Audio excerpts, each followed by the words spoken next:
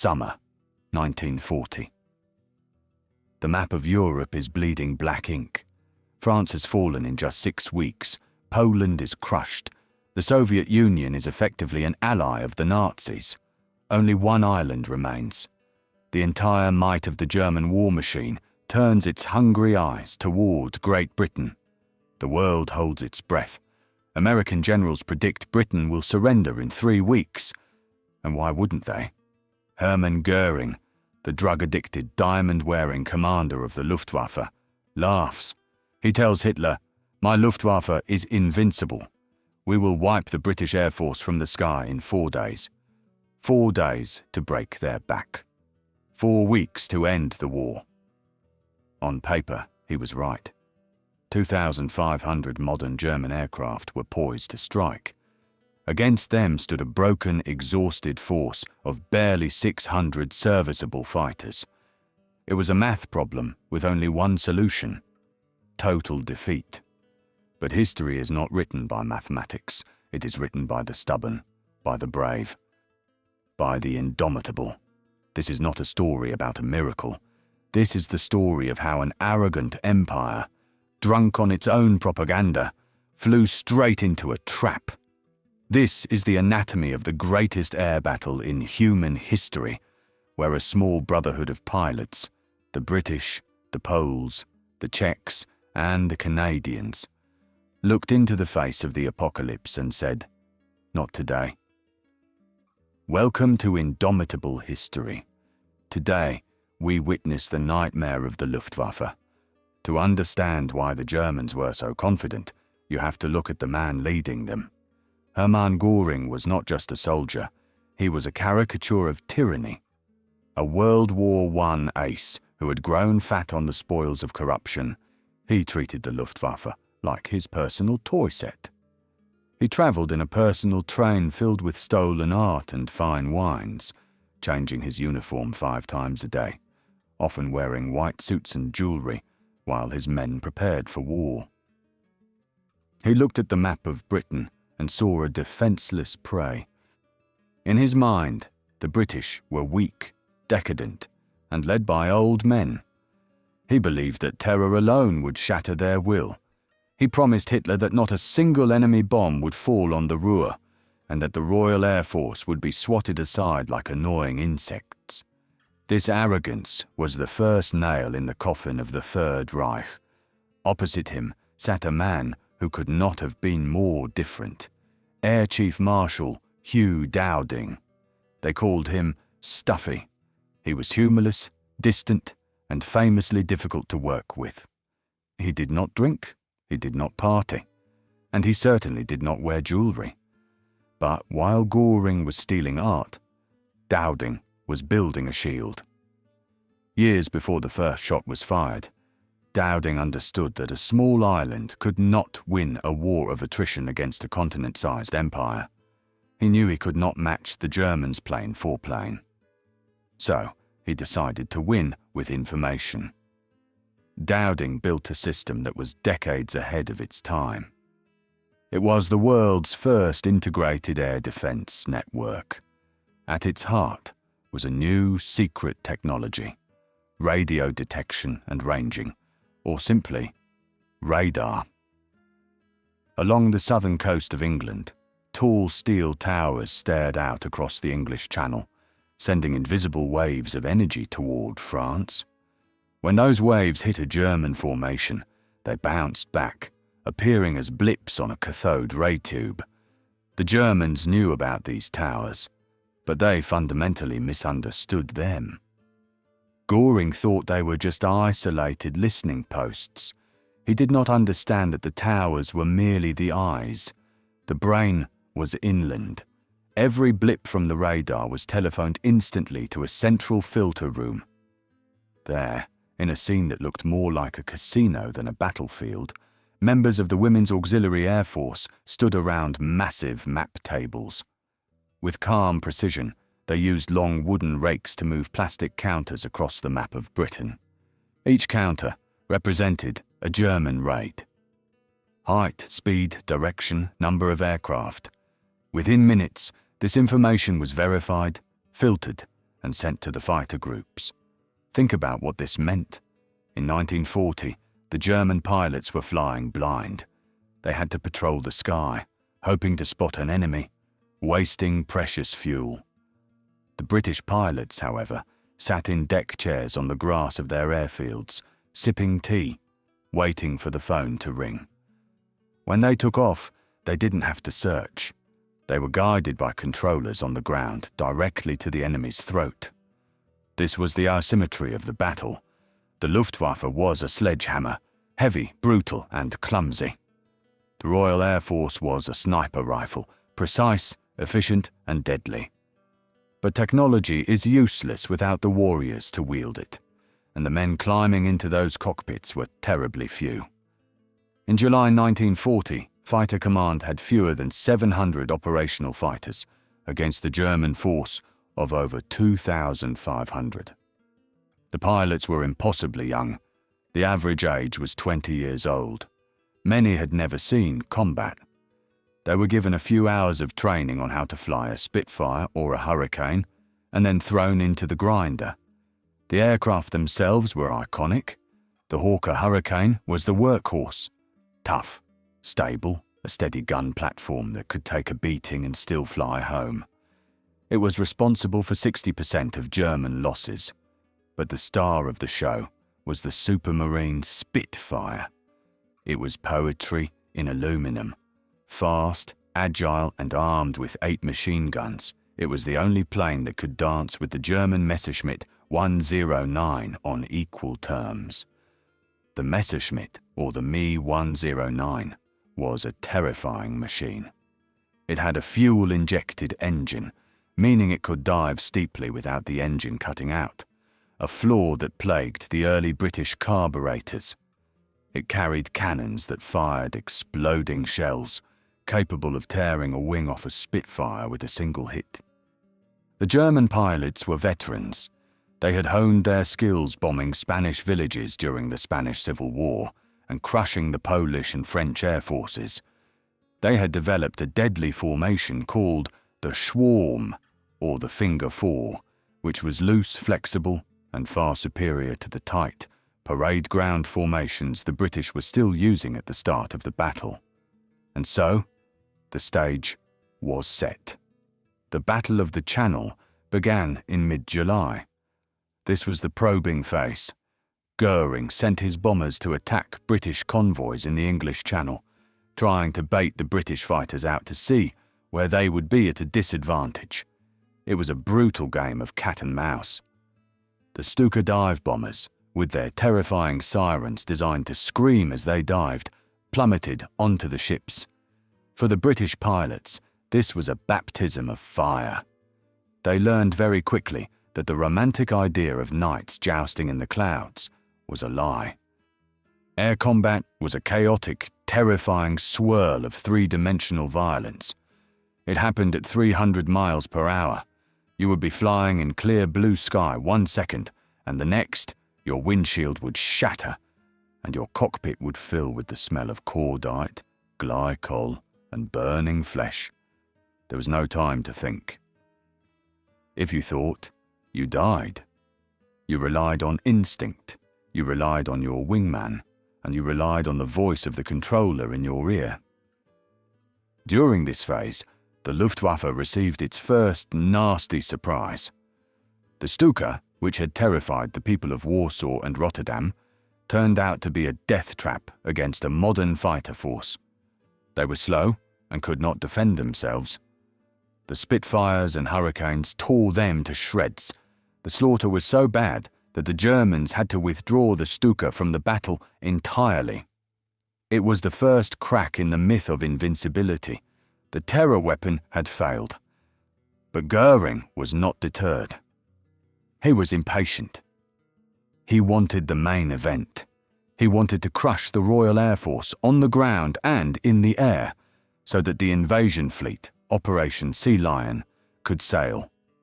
He set a date for the Great Assault, Eagle Day. The goal was simple and brutal: destroy the radar stations, bomb the airfields into dust, and shoot every British plane out of the sky. Intelligence is the key to war, and German intelligence was catastrophically bad. The head of Luftwaffe intelligence was a man named Beppo Schmidt. He was a sycophant who told Goering exactly what he wanted to hear. Schmidt produced a report stating that the Royal Air Force was down to its last few hundred aircraft. He claimed that British aircraft production was collapsing under the strain. He assured the High Command that the radar towers were not important. Every single one of these claims was a lie. In reality, under the leadership of Lord Beaverbrook, a ruthless newspaper tycoon put in charge of aircraft production, British factories were churning out fighters faster than the Germans. Civilians were donating aluminum pots and pans to be melted down into Spitfires. The entire nation was mobilized for total war. While German factories were still operating on peacetime shifts, British workers were sleeping on the factory floors, building the machines that would save their lives.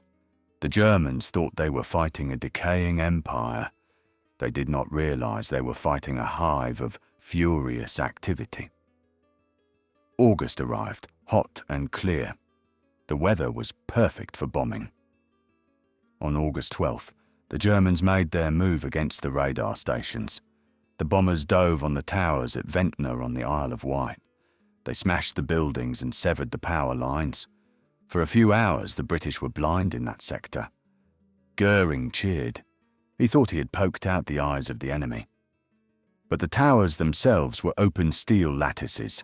They were incredibly hard to destroy completely. The British engineers, working frantically amidst the craters and unexploded bombs, rigged up emergency transmitters. By the next morning, the radar was back on air. When the next wave of German bombers arrived, expecting a surprise attack on a blind enemy, they were met by squadrons of hurricanes diving out of the sun. The German pilots were shocked. They radioed back to their bases. "The British are waiting for us. How do they know?" A creeping sense of unease began to spread through the Luftwaffe canteens. They were told the enemy was broken. They were told the enemy was blind. Yet every time they crossed the coast, the fat cars, the slang for the Spitfires, were there. August 13th, Eagle Day, Adlertag. This was supposed to be the knockout blow. The Luftwaffe launched nearly 1,500 sorties in a single day. The sky over Kent and Sussex turned into a canvas of chaos. Contrails twisted into knots. The roar of Merlin and Daimler-Benz engines was deafening, heard by civilians hiding in garden shelters and basements below. On the ground, the airfields were hell. Bombs tilled the grass runways like a farmer's plough. Hangars erupted in fireballs. Mechanics worked in the open, refueling and rearming planes, while shrapnel buzzed through the air like angry hornets. A pilot would land, shaking from adrenaline, his shirt soaked in sweat. The mechanics would patch up the bullet holes with fabric and dope, refuel the tank, reload the guns, and within 20 minutes, the pilot was taking off again. 3, 4, sometimes 5 sorties a day. They ate sandwiches in the cockpit. They fell asleep while waiting for the starter trolley. They were pushed beyond the limits of human endurance. This brings us to a critical element of this story that is often overlooked: the foreign pilots. As the casualties mounted, the Royal Air Force was running out of men. They had planes, but a plane without a pilot is just a pile of metal. Dowding, desperate for manpower, finally allowed the squadrons of exiles to fly. These were men whose countries had already been swallowed by the darkness: the Poles, the Czechs, the French, the Belgians. The British commanders were skeptical. They thought the Poles were too undisciplined, too emotional. They didn't speak good English. How could they follow orders? But when 303 Polish Squadron was finally unleashed, the skepticism vanished instantly. These men were not fighting for territory. They were fighting with a cold, hard rage. that the British polite society could barely comprehend. There is a story of a British officer reprimanding a Polish pilot for breaking formation to chase a German plane. The Pole looked at him and said, "I am not here to fly in a straight line. I am here to kill Germans." The Polish pilots had a technique that terrified everyone who saw it. They would hold their fire until they were almost touching the enemy plane, sometimes as close as 50 yards. Only then would they open fire. They didn't just damage the enemy, they obliterated them. 303 Squadron became the highest scoring unit in the entire Battle of Britain. They taught the RAF that this was not a gentleman's game. It was a knife fight in a phone booth. By late August, the battle had shifted into a deadly war of attrition. The Luftwaffe began targeting the sector airfields around London: Biggin Hill, Kenley, Hornchurch. These were the nerve centres of the defence. If these airfields were knocked out, the sector control rooms would go dark, the information flow would stop, and the defence of London would collapse. This was the German strategy: grind the stones until they turned to sand. And it was working. The situation was desperate. The British were losing pilots faster than they could replace them. Experienced flight leaders were dying, replaced by teenagers with 10 hours of flight time, who were often shot down on their first mission. The airfield at Manston had to be abandoned because it was bombed so frequently it looked like the surface of the moon. The phone lines were cut. The operations rooms were filling with smoke. Dowding looked at his charts and saw the red line of reserves dipping toward zero. Goering, sensing blood, ordered his fleets to intensify the attacks on the airfields. He was so close. Just a few more days of sustained pressure, and the Royal Air Force would have snapped.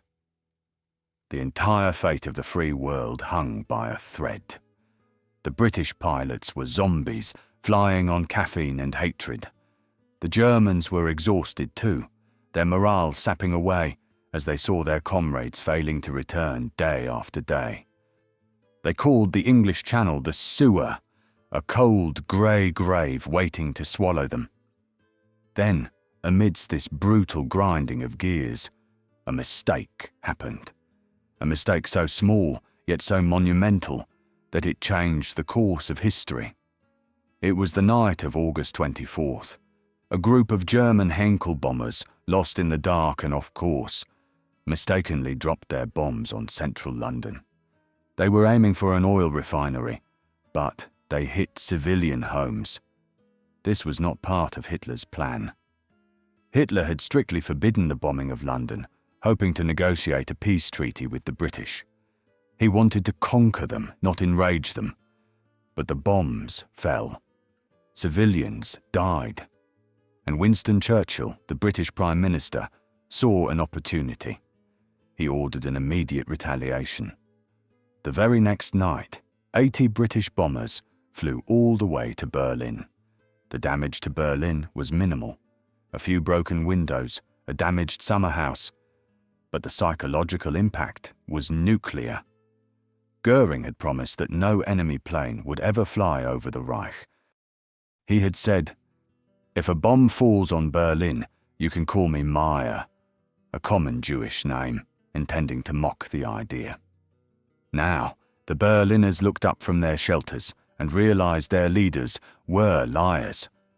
Hitler flew into an uncontrollable rage.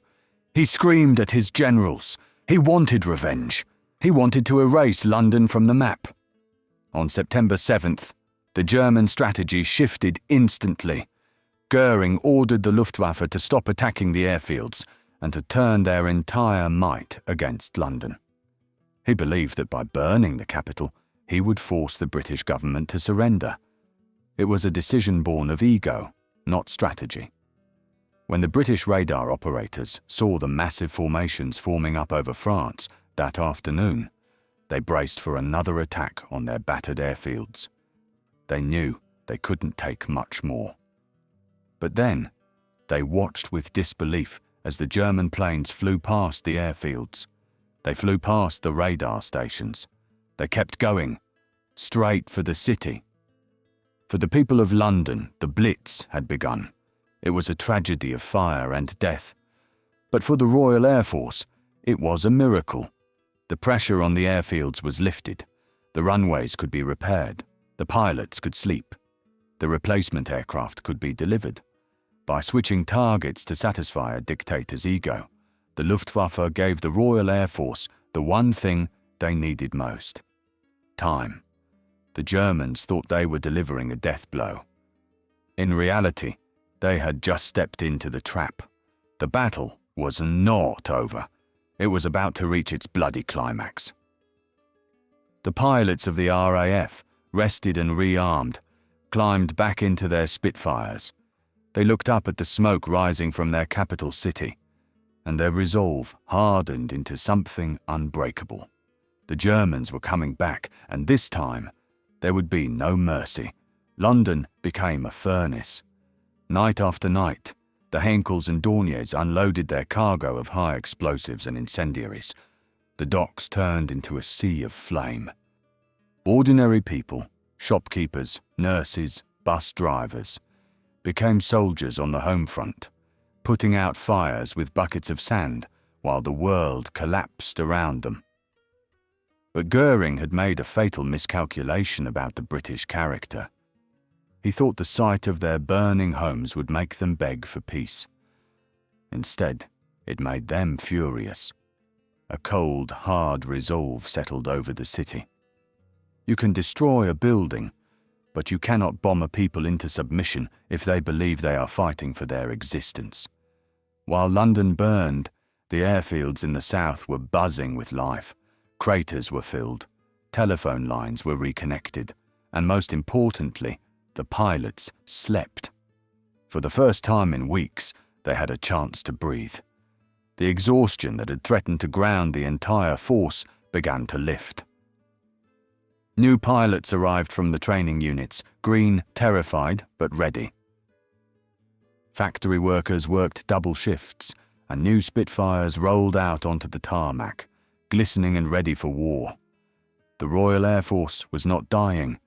It was reloading. Hermann Goering, sitting in his luxurious headquarters in France, was oblivious to this. His commanders told him what he wanted to hear.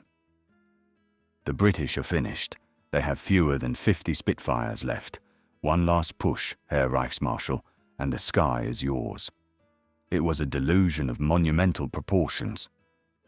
Based on these lies, Goering ordered the grand finale. He planned a massive, overwhelming assault on London for September 15th.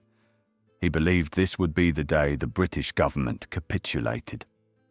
Sunday, September 15th, 1940. The weather over the Channel was fair with light clouds, perfect visibility. Winston Churchill drove to the deep underground bunker at Uxbridge, the headquarters of No. 11 Group, which defended London. He walked down the stairs into the operations room, the air thick with cigarette smoke and tension. He stood quietly in the gallery, looking down at the giant map table. Beside him stood Air Vice Marshal Keith Park, the man conducting the battle. Park was a New Zealander, a brilliant tactician who had managed his meagre forces like a miser hoarding gold. But today, there would be no hoarding. At 11 o'clock in the morning, the radar stations lit up. The blips were huge, solid blocks of interference that could only mean one thing: hundreds of enemy aircraft. The Germans were coming in two massive waves. Park watched the counters moving across the map. Usually, he would send up small groups of fighters to intercept, saving his reserves. But today, looking at the sheer size of the German formation, he gave a different order. He ordered every single squadron into the air. Scramble! The word echoed across the airfields of southern England. Pilots dropped their playing cards, zipped up their life jackets, and sprinted for their machines. The roar of hundreds of Merlin engines starting up at once was a sound that shook the ground. Up in the sky, the German bomber crews were confident. They flew in tight formations, protected by swarms of Messerschmitt fighters. They looked down at the English countryside, expecting empty skies. They had been promised that the Royal Air Force was destroyed. They had been promised a parade flight over London. Then they looked ahead. Out of the sun, out of the clouds, from above and below, the British came. Not in ones and twos, but in whole squadrons. The sky was suddenly filled with the distinctive elliptical wings of Spitfires and the humped backs of Hurricanes. The German radio channels erupted in panic. Achtung! Spitfire! Achtung! Indianer! The battle that ensued was the largest aerial confrontation in history up to that point. It was a chaotic, swirling melee that stretched from the coast all the way to the centre of London. The citizens of the capital came out of their shelters and looked up. They couldn't see the planes, they were too high, but they saw the contrails. The white vapour trails woven together into a giant, knotted net across the blue sky. It looked like a ceiling of white scars. For the German pilots, it was a psychological catastrophe. Imagine the horror. You are told the enemy is dead. You're told the sky is yours. And then you are met by a force stronger and more aggressive than anything you have seen before. It felt as if the Royal Air Force was springing out of the ground. Every time they shot down a Spitfire, two more seemed to take its place. The feeling of invincibility evaporated instantly, replaced by the cold dread of a trap closing shut. Inside the bunker at Uxbridge, the tension was suffocating. The map table was covered in counters. Every light on the tote board, which showed the status of the squadrons, was glowing red. Inaction. Attacking. Refueling. Churchill watched in silence. He saw more German waves approaching. He turned to Keith Park and asked a question that has become legendary. What other reserves have we? Park looked at the Prime Minister, his face grim, and replied, "There are none." It was the truth. Every available plane, every available pilot was in the sky. If this wave broke through, there was nothing left to stop them. The fate of the nation was literally floating in the air, decided by 3,000 young men battling for their lives at 20,000 feet. But up in that chaotic sky, something remarkable happened. A wing of 5 squadrons, 60 fighters, led by the legless ace Douglas Bader, slammed into the German bomber formation just as they reached London.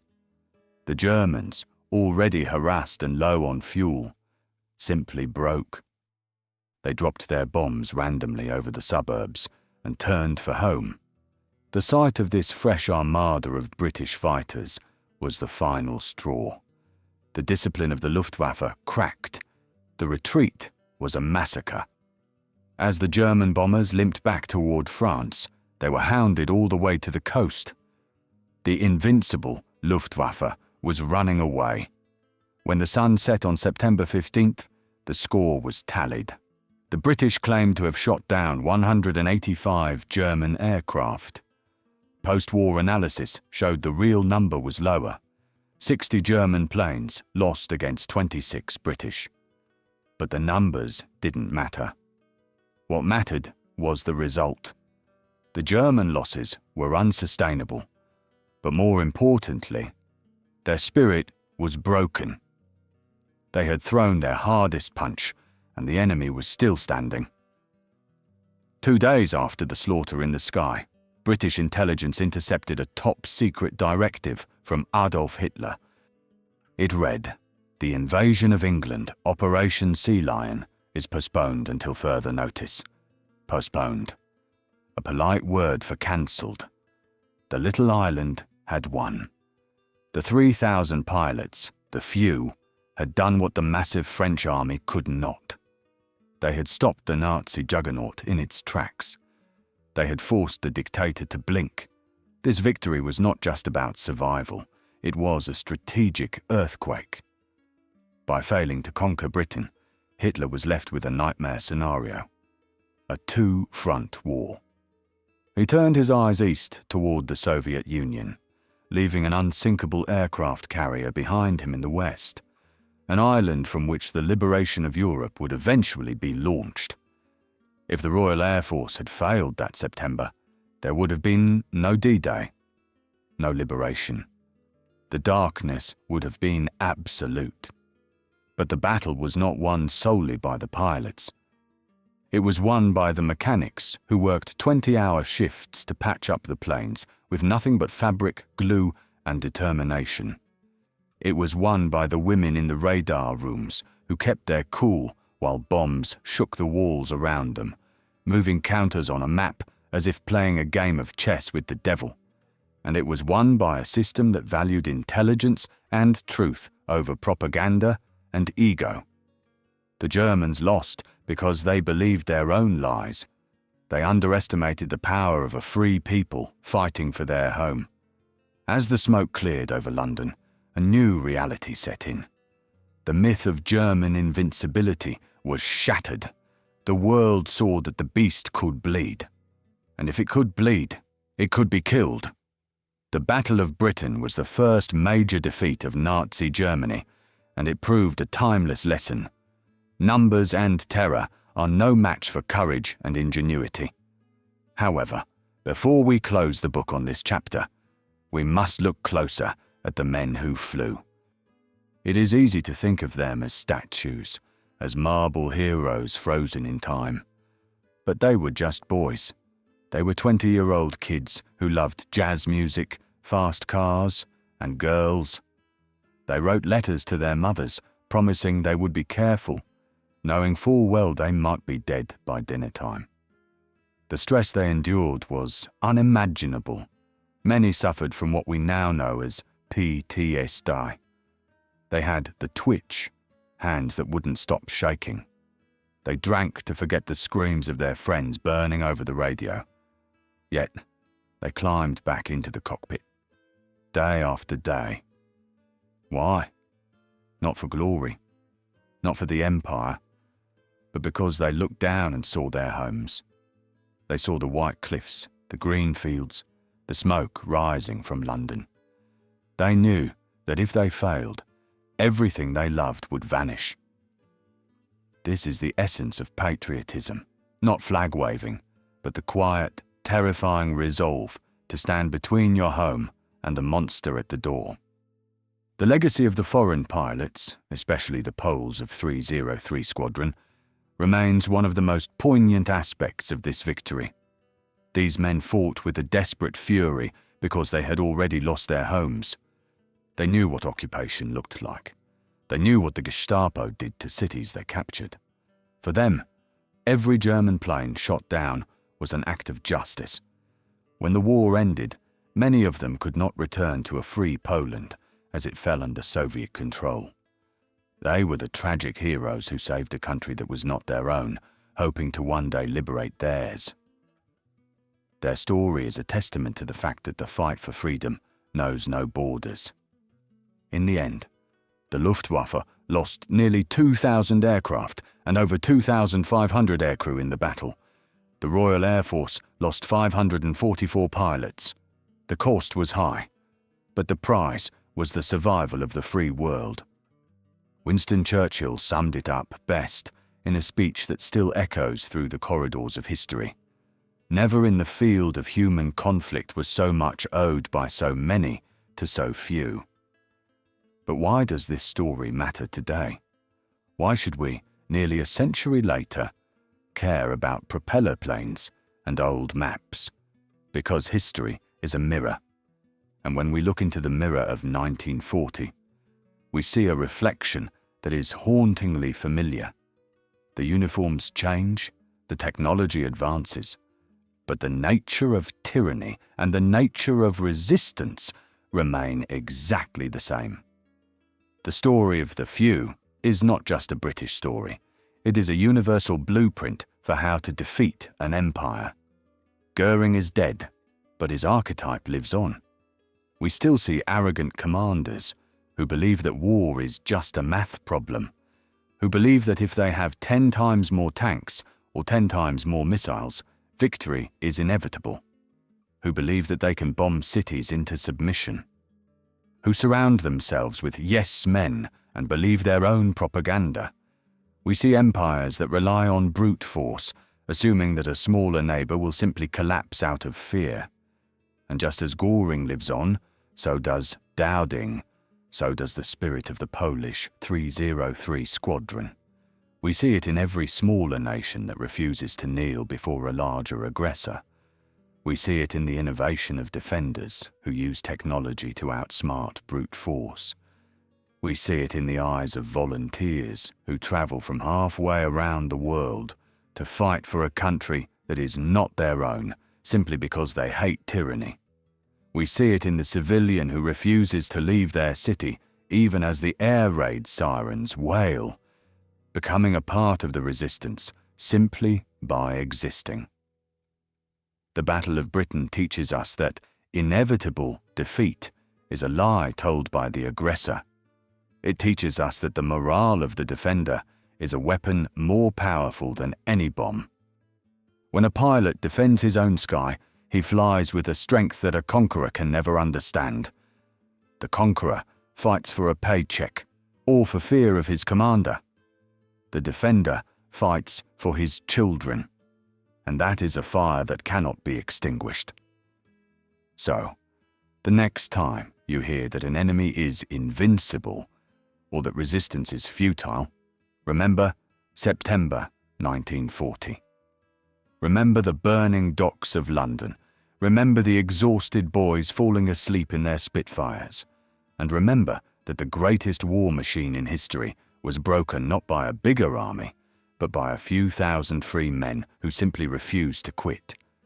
Their legacy is not just in the history books. It is written in the freedom of every nation that stands up to a bully.